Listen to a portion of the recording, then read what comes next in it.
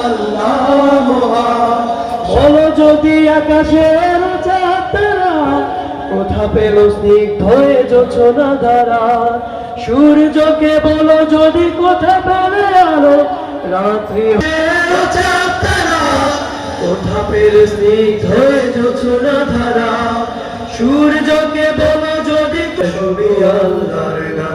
আল্লাহ মহান, আল্লাহ মহান, আল্লাহ মহান, আল্লাহ মহান, আল্লাহ মহান, আল্লাহ মহান, আল্লাহ মহান। ইয়ার পাহাড় বনে পাখিদের গুনগুন গুঞ্জরণে ভেসে আসে ওই সুমধুর তান, চারিদিকে শোনো আল্লাহ।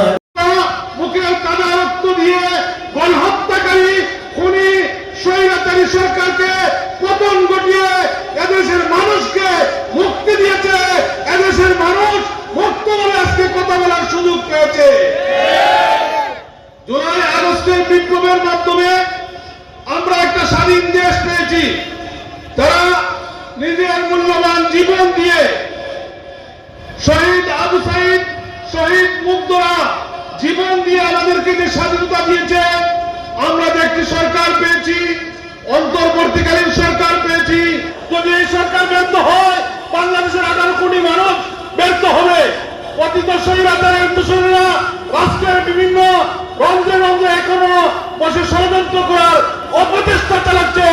এদেরকে প্রতিহত করার জন্য দেশবাসীকে ঐক্যবদ্ধ থাকতে হবে জুলাই আগস্টের বিপ্লবের মতো। সংগ্রামী দশকরবাসী, বাংলাদেশ জামাত ইসলামী 1941 সালে প্রতিষ্ঠা লগ্ন থেকে একটি দাওয়াত দিয়ে যাচ্ছে। জামাত ইসলামী চায় আল্লাহর এই জমিনে আল্লাহর দ্বীনকে বিজয়ী করতে। জামাত ইসলামী চায় আল্লাহর আইন এবং সৎলোকের শাসন প্রতিষ্ঠার মাধ্যমে এদেশের সর্বস্তরের মানুষের মুখে হাসি ফোটাতে চায়। জামাত ইসলামী কোরআন এবং সুন্নাহর ভিত্তিতে একটি কল্যাণ আধুনিক রাষ্ট্র প্রতিষ্ঠা করতে চায়।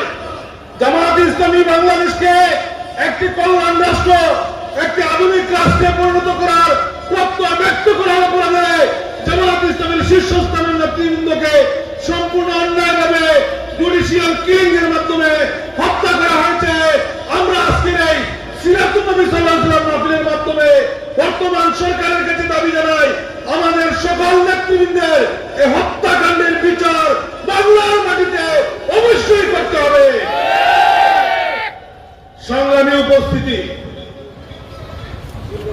আমরা এই দেশ স্বাধীন দেশ পেয়েছিলাম। আজকে 53 বছর আমরা অতিক্রম করছি।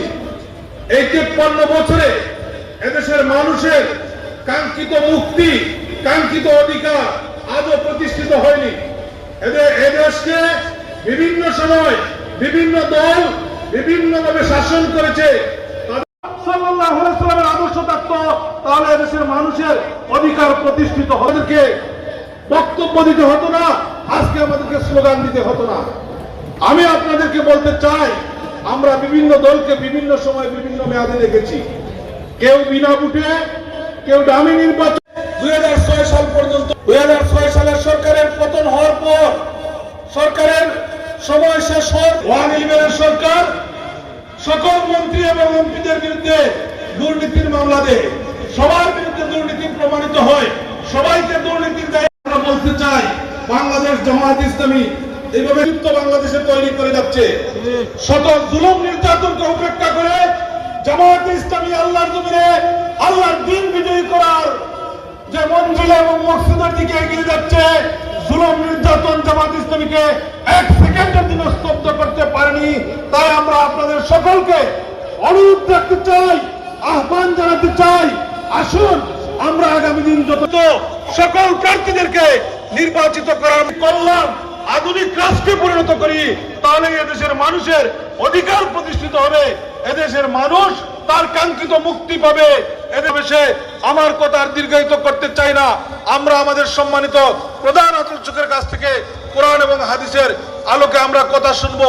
রাসূল করিম সাল্লাল্লাহু আলাইহি সাল্লামের জীবন আদর্শ হচ্ছে আমাদের জন্য সর্বোত্তম জীবন আদর্শ।